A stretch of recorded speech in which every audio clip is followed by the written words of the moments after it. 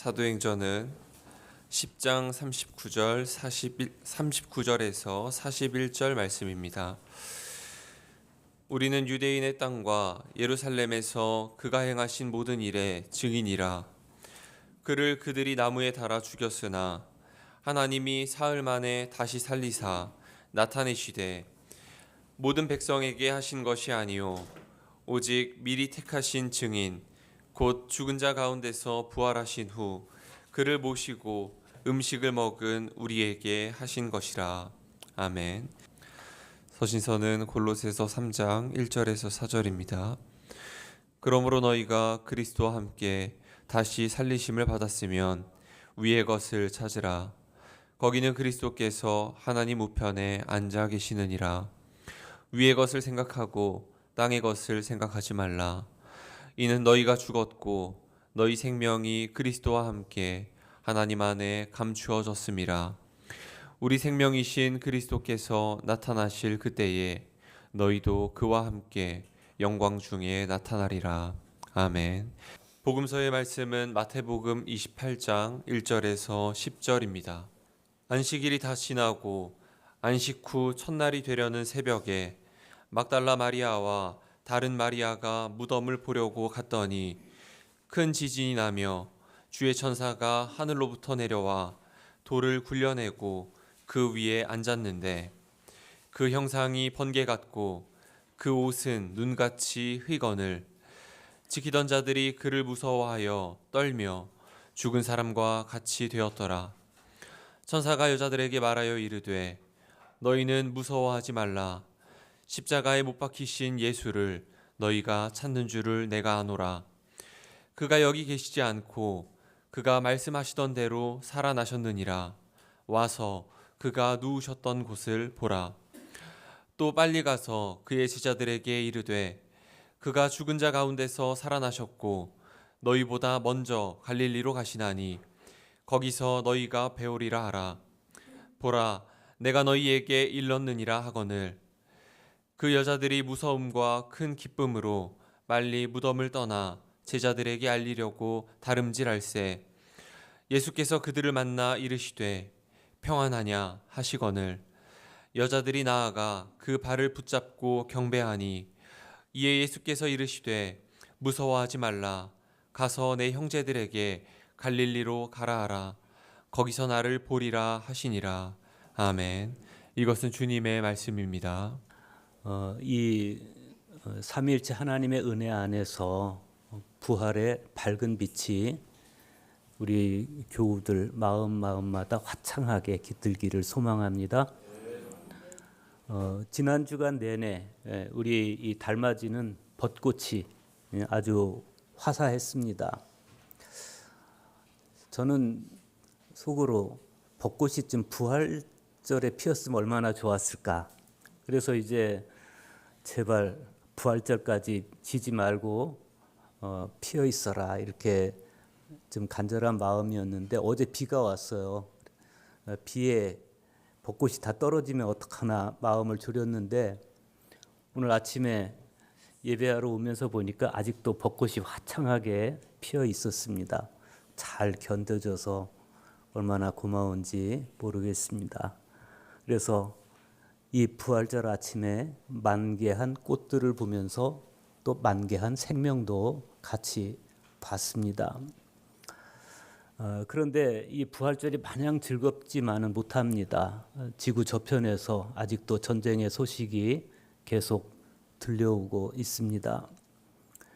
러시아와 우크라이나 전쟁도 참 많은 생명을 뺏어갔는데 또 미국과 이스라엘의 선제 공격으로 시작된 이 중동 전쟁까지 가세해서 인류가 쌓아왔던 생명 존중과 평화의 가치를 처참하게 파괴하고 있습니다. 2016년 부산 국제 단편 영화제에 출품한 작품으로 언캐니 밸리 무시무시한 골짜기라는 제목의 애니메이션 영화가 있습니다. 1차 세계대전을 배경으로 한 영화이죠.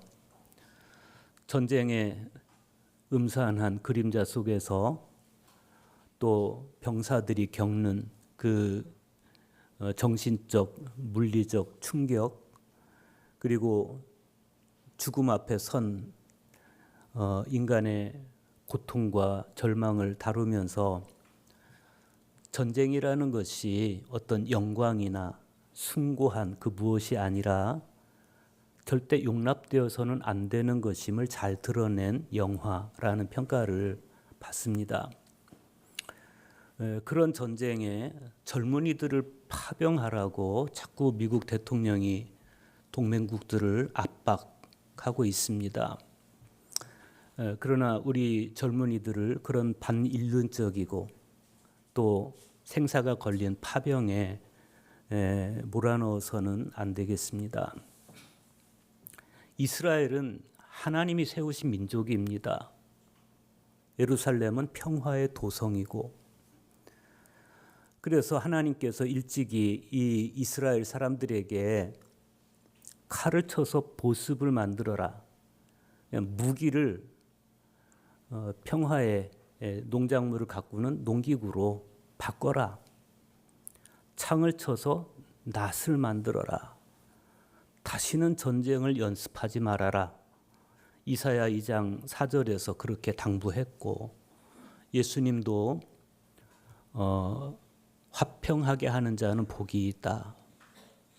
즉 평화를 위해 일하는 사람은 행복하다.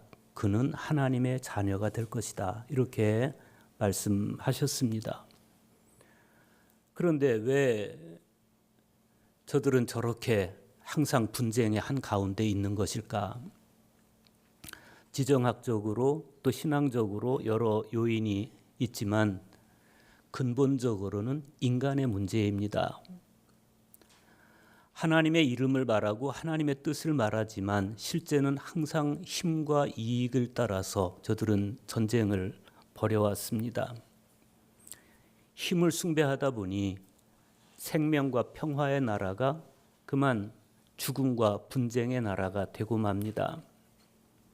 역사 속에 죽음의 그림자를 음산하게 들여놓고 그 죽음을 지키려 한 세력은 2000년 전에도 유대 종교 지도자들이었습니다.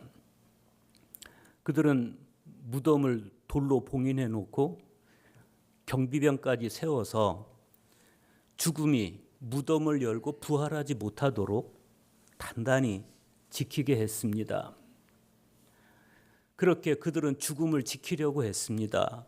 반대로 예수님은 생명을 지키려고 하셨습니다. 죽음과의 전쟁이 예수 그리스도의 성육신으로부터 시작이 되었고, 우리를 죽음의 공포와 절망에서 건져내려는 전쟁이 예수 그리스도의 십자가를 통해서 이루어진 것이라면, 그 전쟁에서 빛나는 승리를 완결시킨 쾌거는 예수 그리스도의 부활을 통해서 완성이 됐습니다. 예수님의 방법은 항상 파괴적이지 않았습니다. 성육신 하실 때도 남자를 모르는 어머니의 동정을 손상시키지 않았고, 부활하실 때도 무덤의 봉인을 훼손하지 않고 새벽의 고요함이 깨지지 않도록 조용히 부활하셨습니다. 오늘 우리가 맞이한 부활절은 바로 그런 날입니다. 그런 까닭에 오늘 응송에서 시인은 예수님께서 죽음을 이기신 사건을 이렇게 찬미합니다. 집 짓는 자들이 버린 돌이 모퉁이의 머릿돌이 되었나니 이는 여호와께서 행하신 것이요 우리 눈에 기이한 바로다. 이날은 여호와께서 정하신 것이라 이날에 우리가 즐거워하고 기뻐하리로다. 그렇죠. 사람들은 예수님을 십자가에 매달아서 버렸어요. 하지만 하나님은 그 예수님을 부활시키심으로써 생명의 머릿돌로 세우셨습니다. 사람들이 왜 예수를 버렸을까? 자기들 판단에 쓸모없다고, 가치 없다고 판단해서 버렸습니다. 그들이 욕망하는 하나님 나라와 예수님께서 일구어 가시는 하나님 나라가 너무 달랐습니다. 그들은 힘의 논리로 쟁취하는 하나님의 나라를 원했습니다. 그러나 예수님은 십자가의 희생을 통해서 이루어지는 하나님의 나라를 일구셨습니다. 오리게네스에 따르면 우리가 무시한 진리, 우리가 듣기 싫어한 말씀으로 인해서 예수님은 오늘도 버려진 돌이 되고 있다 그랬습니다. 하지만 사람이 버린 돌을 하나님께서 선택하셨습니다. 구원은 사람이 예수님을 버린 자리에서부터 시작이 됐습니다. 마태복음 28장 1절 보십시오. 안식일이 다 지나고 안식 후 첫날이 되려는 새벽에 막달라 마리아와 다른 마리아가 무덤을 보려고 갔더니 그랬습니다.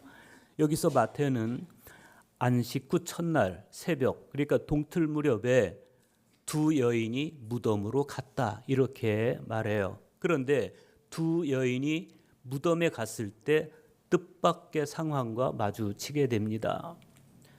갑자기 큰 지진이 일어나면서 하늘에서 주의 천사가 내려와서 돌을 굴려내고 그 위에 앉았습니다. 천사의 모습은 번개처럼 빛났고 옷은 눈같이 희었습니다. 그 광경을 본 경비병들은 겁에 질려서 떨다가 그만 정신을 잃고 맙니다. 그만큼 두려운 상황이었습니다. 구약 성경에서 지진은 주로 신현현으로 상징되었습니다. 그러니까 마태는 예수님의 부활을 단지 죽은 사람이 다시 살아난 사건이 아니라 하나님의 자기 현시로 경험을 한 것이고, 같은 현상 안에서 여인들은 죽음의 사건이 아니고 생명의 사건을 목격한 겁니다. 그러나 여인들도 무덤을 지키던 경비병들만큼이나 무섭기는 매한 가지였습니다. 그런데 천사가 하는 말이 이랬습니다. 너희는 무서워하지 말라. 십자가에 못 박히신 예수를 너희가 찾는 줄을 내가 아노라. 그가 여기 계시지 않고 그가 말씀하시던 대로 살아나셨느니라. 와서 그가 누우셨던 곳을 보라. 지금 여러분이 앞에 보고 계시는 저 성화는 러시아의 상트페테르부르크 미술관에 있는 빈 무덤 이콘입니다. 이 두 여인은 그곳에 있음으로써 죽음에 항거하고 있는 것이고 죽음의 죽음을 목격하고 있는 겁니다. 수의가 예수님 몸에 입혀져 있던 형태 그대로 남아 있습니다. 그것은 대제사장과 장로들이 군인을 매수해서 예수의 제자들이 밤에 와서 자기들이 잘 때 예수의 시체를 도둑질해 갔다 이렇게 소문을 내게 했는데 그 소문을 반박하기 위한 그림입니다. 주님의 천사가 아주 위험 있는 모습으로 돌 위에 앉아 있습니다. 하늘을 향해 활짝 펴든 커다란 두 날개가 뒤에 있는 산 정상 위로 치솟아 있는 것을 볼 수 있습니다. 그것은 천사가 방금 하늘에서 내려왔다는 사실을 보여줍니다. 그는 천사는 손으로 어두운 동굴의 석관을 가리키면서 여인들을 향해서 와서 그가 누우셨던 곳을 보라고 합니다. 석관 안에는 예수님의 몸을 쌌던 수의와 머리를 쌌던 수건이 그 모습 그대로 잘 정돈이 돼 있습니다. 우리는 이 성화를 보면서 지금 여인들이 직면하고 있는 두 가지 극단적인 상황, 빈 무덤, 그리고 부활이라고 하는 양면을 동시에 보게 됩니다. 빈 무덤이 무덤 앞에 선 여인들의 충격과 좌절감을 보여주고 있다면, 그가 말씀하시던 대로 살아나셨느니라 라는 천사의 증언은 충격과 좌절을 희망으로 바꾸어 주는 생명의 소식입니다. 이것은 하나의 매개적 사건이라고 그래요. 매개적 사건, 이어주는 사건이다. 무엇을? 시간과 믿음을 이어주는 사건입니다. 안식 후 첫날이라고 하는 시간 개념 안에서 지금 지각이 되고 있지만, 그러나 시간을 뛰어넘어서 부활을 향한 믿음으로 우리를 이어주고 있습니다.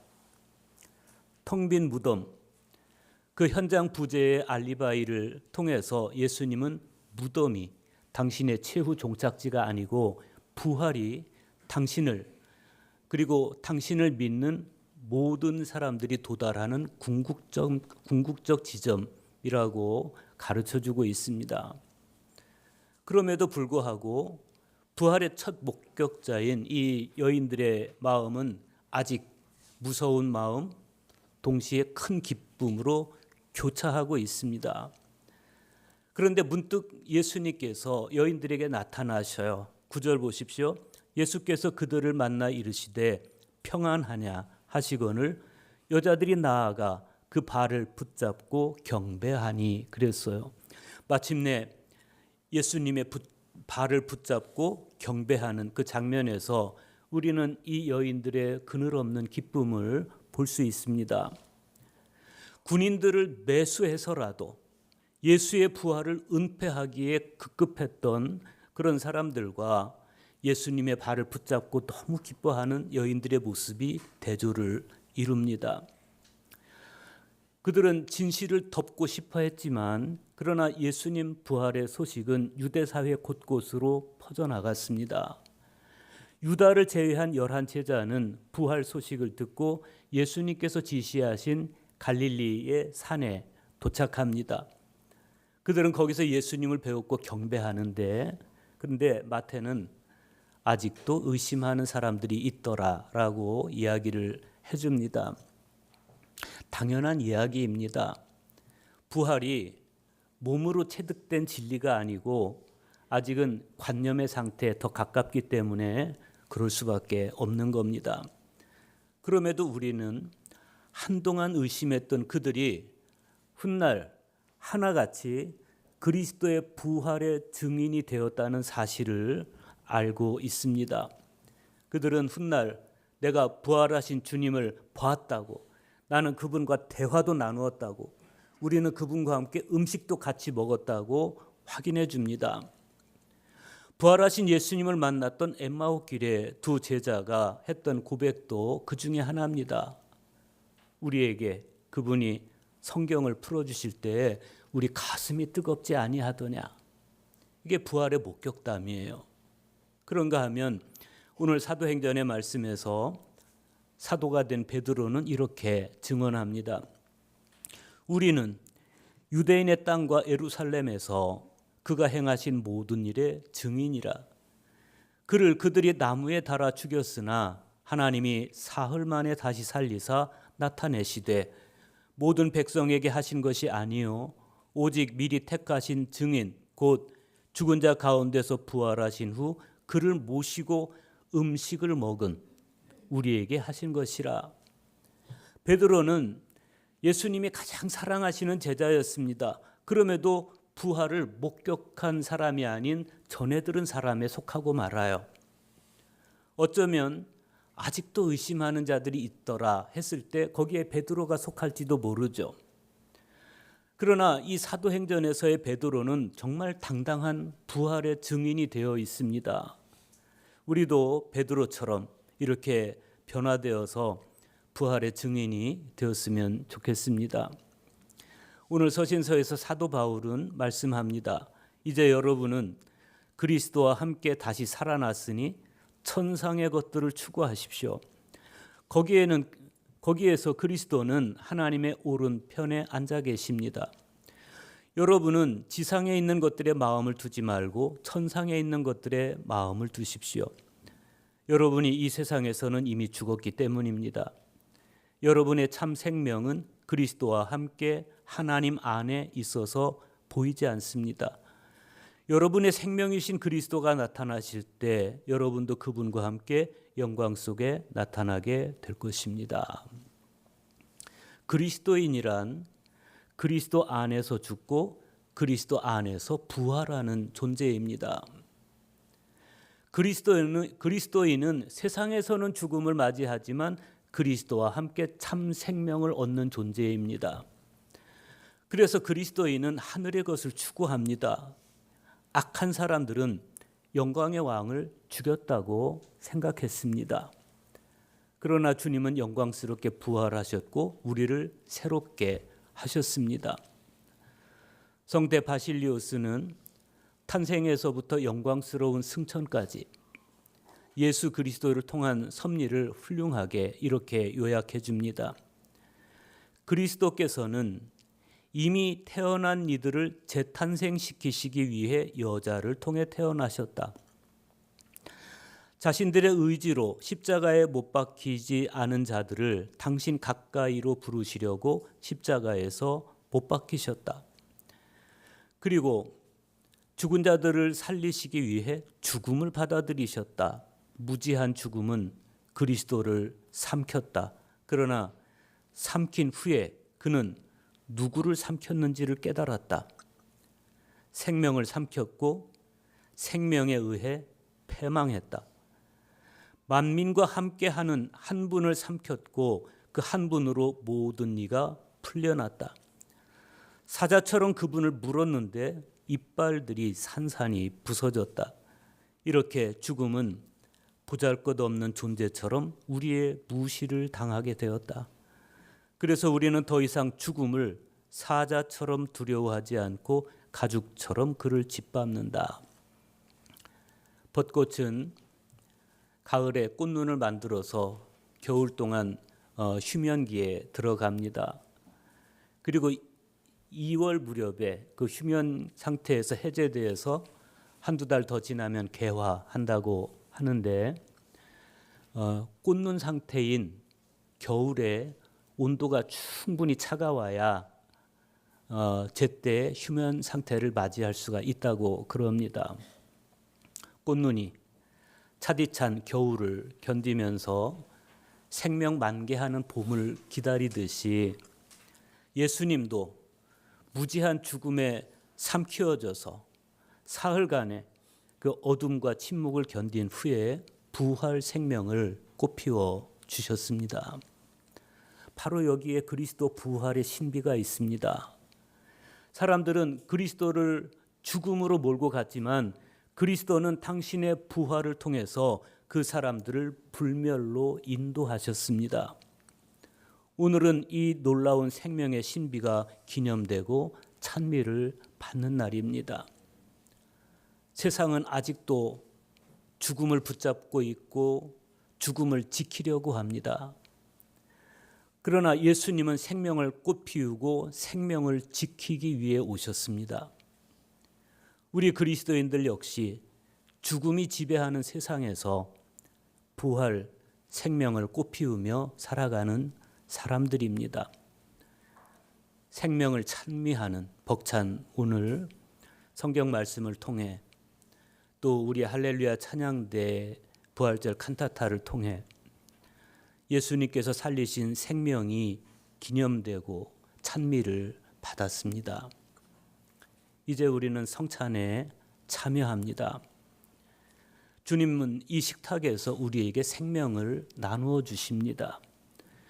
죽음을 삼켜버린 생명이 떡과 잔 안에 감추어져서 우리에게 나누어지는 것이죠. 그래서 우리 모두에게는 부활만 남게 되었습니다. 생명의 예수님을 찬미하시기 바랍니다.